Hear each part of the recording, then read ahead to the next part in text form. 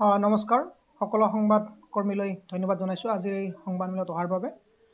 অভয়াপুৰীত প্ৰায় ৮ বছৰ বিৰতিৰ মূৰত আমি অভয়াপুৰী গ্ৰন্থমেলা আয়োজন কৰিছোঁ আৰু এই গ্ৰন্থমেলা অহা ২০ ফেব্ৰুৱাৰীৰ পৰা ২৬ ফেব্ৰুৱাৰীলৈকে অনুষ্ঠিত হ'ব আৰু স্থান হ'ল অভয়াপুৰীৰ গান্ধী মৈদান। আৰু এই গ্ৰন্থমেলাত প্ৰায় ইতিমধ্যে ৩০খনৰো অধিক গ্ৰন্থ বিপণীয়ে অংশ লোৱাৰ ইতিমধ্যে আমাক নিশ্চিতি প্ৰদান কৰিছে। লগতে কিছু সংখ্যক আন প্ৰদৰ্শনীৰো ব্যৱস্থা কৰা হ'ব আৰু এই গ্ৰন্থমেলা ৰাতিপুৱা ৯ বজাৰ পৰা নিশা ৯ বজালৈকে চলিব।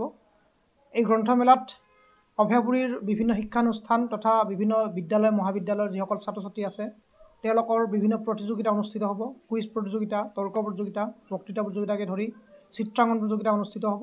আনহাতে বিভিন্ন বিদ্যালয় মহাবিদ্যালয়ৰ কিছু সংখ্যক কাৰ্যসূচীও তেওঁলোকে প্ৰদৰ্শন কৰিব পাৰিব এই গ্ৰন্থমেলাত। আৰু আশা ৰাখিছোঁ অভয়াপুৰীৰ যিহেতু এটা সাংস্কৃতিক ঐতিহ্য আছে, অভয়াপুৰীৰ বহু সংখ্যক সাহিত্যিকো আছে, লিখা মেলা কৰা যথেষ্ট ব্যক্তি আছে আৰু উদীয়মান যথেষ্ট সংখ্যক লেখক লেখিকাও আছে।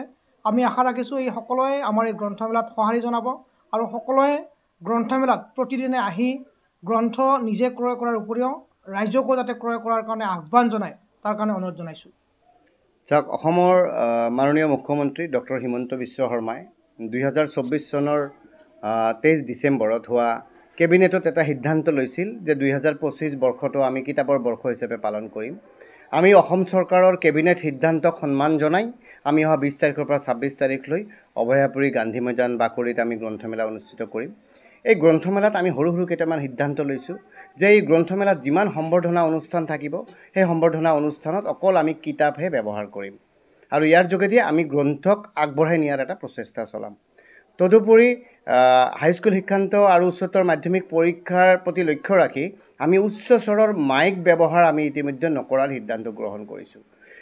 গ্ৰন্থৰ যি এক জয়যাত্ৰা, গ্ৰন্থ ক্ৰয় কৰাৰ বাবে সকলো বিভাগক আমাৰ মাননীয় মুখ্যমন্ত্ৰী ডাঙৰীয়াই ইতিমধ্যে কৈছে যে গ্ৰন্থৰ এক নতুন বিপ্লৱ আনিব লাগে।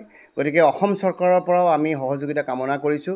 আমাৰ জিলাখনত থকা বিভিন্ন বিভাগসমূহে আহক, তেওঁলোকে গ্ৰন্থ বিপণী চাওক, তাৰে পৰা কমচে কম এখনকৈ কিতাপ কিনক আৰু আনকো অনুপ্ৰাণিত কৰক।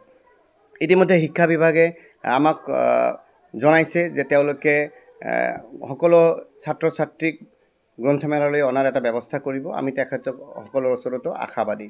আৰু বঙাইগাঁও জিলা বিজেপিৰ মাননীয় সভাপতি ডাঙৰীয়া উজ্জ্বল কান্তি ৰায় ডাঙৰীয়া আমাক প্ৰতিশ্ৰুতি দিছে তেওঁলোকৰ যিমান কৰ্মচাৰী আছে তেওঁলোককো গ্ৰন্থমেলাথলীলৈ আনিব। আৰু গ্ৰন্থমেলাথলীত আমি এটা নতুন বস্তু কৰিবলৈ ইতিমধ্যে বিক্ৰম ৰঞ্জন ৰায়ৰ লগত আমি কথা পাতিছোঁ যে গ্ৰন্থমেলাৰ প্ৰৱেশদ্বাৰৰ সন্মুখত দুয়োটা ছাইডত আমাৰ এই উত্তৰ হালমাৰা সম জিলাৰ বিভিন্ন ঐতিহাসিক যি স্থানসমূহ আছে সেইসমূহ আমি প্ৰদৰ্শন কৰাৰ ফ্লেক্সৰ যোগেদি মানুহক দেখুৱাবলৈ আমি যত্ন কৰিম। মূলতঃ গ্ৰন্থমেলাৰ যোগেদি গ্ৰন্থৰ এক বিপ্লৱক আগবঢ়াই নিয়াৰ লগতে এটত অঞ্চলৰ বিভিন্ন ধৰ্মাৱলম্বী লোকৰ মাজৰ সমন্বয়ৰ সম্প্ৰীতিৰ এনাজৰীডাল সুদৃঢ় কৰাৰ কাৰণে আমি চেষ্টা চলাম। আৰু গ্ৰন্থ ক্ৰয় কৰা সকলৰ বাবে থাকিব 10% ৰেহাইৰ ব্যৱস্থা আৰু প্ৰতিদিনেই অত্যাধিক যোনে আটাইতকৈ বেছি টকাৰ কিতাপ কিনে, গ্ৰন্থ কিনে, তেওঁলোকৰ বাবে আমাৰ এটা পুৰস্কাৰ থাকিব। সেই পুৰস্কাৰ আমাৰ 20 তাৰিখৰ পৰা 25 তাৰিখলৈকেহে প্ৰযোজ্য হ'ব, কাৰণ 26 তাৰিখে আমি পুৰস্কাৰ দিম, সিদিনাখন পুৰস্কাৰ নাথাকিব। গতিকে প্ৰতিদিনে আমি ঘোষণা কৰিম আমাৰ অভয়াপুৰীৰ নিউজ 24, তাৰপিছত অভয়াপুৰীৰ খবৰ, সেইবোৰ পেজত আপোনালোকে ৰিজাল্টসমূহ পাব। লগতে আন আমাৰ যিসকল চেনেল আছে সেই সকলো চেনেললৈ আমাক ধন্যবাদ জনাইছোঁ। আমাক চেনেলে সহযোগ কৰিছে দৈনিক জনমভূমি আৰু প্ৰাগ নিউজে, তেওঁলোকে আমাৰ মিডিয়া পাৰ্টনাৰ হিচাপে আছে। আৰু অভয়াপুৰীৰ যিসকল সংবাদকৰ্মী আছে সকলোৱে আমাৰ লগত জড়িত হৈ আছে, সকলোকে ধন্যবাদ জনাইছোঁ।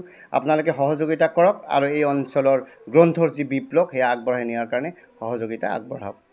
ধন্যবাদ।